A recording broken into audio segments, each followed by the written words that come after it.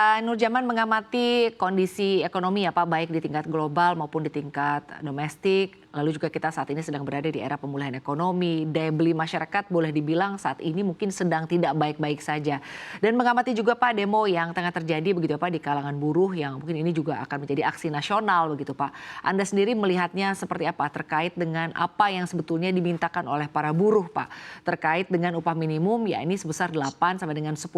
Apakah angka ini menurut Anda sudah angka yang boleh dibilang cukup ideal, sudah cukup bisa mampu untuk mengangkat daya beli dari masyarakat khususnya mungkin buruh untuk saat ini?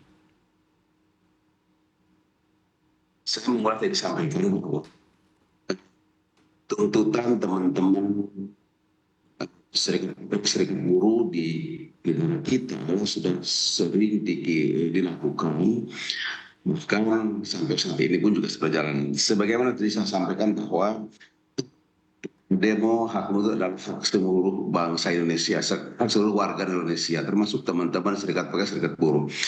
Saya sampaikan juga bahwa itu adalah kami juga mengapresiasi atas apa yang mereka lakukan. Misalkan tadi di depan disampaikan semua sesuai dengan ketentuan, sesuai dengan koridor, sesuai dengan aturan yang ada di negara kita. Lalu keterkaitan dengan permintaan teman-teman buruh, teman-teman serikat pekerja, hampir setiap tahun dilakukan bagaimana peningkatan kesejahteraan, bagaimana peningkatan upah karyawan dan sebagainya. Sering disuarakan. Kami juga itu mengapresiasi hal tersebut. Namun demikian, saat ini kan kita sampaikan bahwa ekonomi sedang tidak baik-baik saja. Ekonomi kita sedang tidak happy-happy saja. Nah, permintaan teman-teman untuk menaikkan upah minimum provinsi atau kabupaten kota di seluruh Indonesia sebesar 8 atau 10% bahkan sampai 15% itu permintaan yang sah-sah saja. Dan kenaikan upah itu adalah memang harus dilakukan kenaikan upah, tetapi nilainya harus terukur. Jangan kenaikannya nggak terukur. Kalau kenaikannya tidak terukur, maka itu akan menimbulkan masalah baru Baik Pak. di kita ya. Baik, tadi Anda menyampaikan Akan bahwa berdampak kenaikannya kepada ini harus terukur Pak. Kenaikan terukur ini betul. menurut kacamata Anda seperti Tentunya harus apa? terukur. Begini. Tentunya harus terukur. Berapa kenaikan? Terukurnya seperti apa? Berapa kemampuan perusahaan? Berapa daya beli masyarakat? Kenapa? Kalau kenaikan upah tidak terukur, melonjak luar biasa, maka akan menimbulkan dan akan berdampak kepada situasi ekonomi yang sangat rumit ke depannya. Nah, itu yang mesti kita waspadai, bahwa kami dunia usaha memang mengetahui, memahami atas kondisi-kondisi teman-teman, ya. Tetapi teman-teman juga harus memahami kondisi-kondisi perusahaan. Nah, kita lihat ke belakang, tengok kemarin-kemarin berapa perusahaan yang telah gulung tikar, berapa perusahaan yang telah melakukan efisiensi terhadap sumber daya manusia. Ini yang mesti kita perhatikan. Nah, kedua, yang paling penting juga bahwa upah minimum itu kan bukan segala-galanya upah.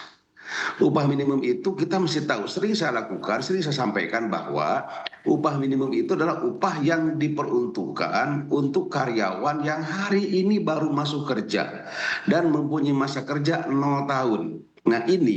Nah, kita hitung berapa serapan yang melaksanakan upah minimum atau karyawan yang memanfaatkan upah minimum di kita itu berapa persen.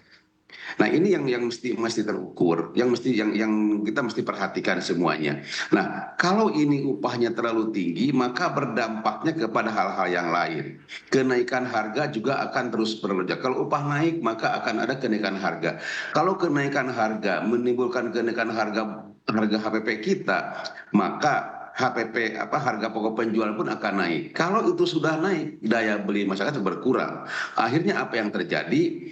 Penumpukan barang di produksi, penumpukan barang di gudang yang tidak bisa diperjualbelikan. Ini yang kita khawatirkan ke depan. Itu kira-kira dampak yang akan timbul akibat daripada kenaikan biaya produksi, akibat kenaikan dari harga-harga barang di produksi, maka menimbulkan kepada daya beli masyarakat berkurang. Itu yang Baik. kita khawatirkan terjadi ke depan. Dewan Pengupahan Nasional. Pak Agus, tadi kita sudah sama-sama mendengarkan ya apa yang disampaikan oleh Pak Said Iqbal. Artinya angka 8% sampai dengan 10% inilah angka yang boleh dibilang sudah cukup terukur. Tapi kalau dari Dewan Pengupahan Nasional sendiri, bagaimana pengaruh penurunan daya beli Pak? Artinya untuk dilihat saat ini ya, utamanya mungkin untuk buruh. Lalu juga apakah keputusan penetapan upah minimum ini sudah tepat jika dikaitkan dengan data atau studi terbaru daya beli masyarakat saat ini? Terima kasih. Bahwa kami dari Dewan Pengupahan Nasional itu sebetulnya sebuah wadah yang di dalamnya ada unsur pemerintah, ada unsur pengusaha, ada unsur SP, serikat ya. Nah tentunya kami selalu menggodok hal-hal seperti ini sudah menjadi isu tahunan ya, masalah upah minimum itu. Nah Dewan Pengupahan itu sebetulnya tidak mengambil kebijakan. Kami hanya merekomendasikan data-data yang ada dari BPS ya, kami olah. Nah tentunya pijakan hukum kita adalah kepada PP 51 tahun 2023. Itu landasannya seperti itu. Jadi kalau tuntutan 8 dari 10% upah itu sah-sah saja. Tapi ya tentunya ada faktor-faktor tertentu pertimbangan. Sekarang ini saatnya bahwa daya beli pun sedang menurun. Pertumbuhan ekonomi pun relatif juga perusahaan-perusahaan banyak yang gulung tikar. Nah, penyebab utamanya sebetulnya begini Mbak. Upah setiap tahun kita naikkan, tetapi yang lebih cepat naik itu adalah kebutuhan-kebutuhan yang wajib seperti sembako, ya, listrik naik, BBM naik, sehingga tidak punya nilai apapun kenaikan upah itu.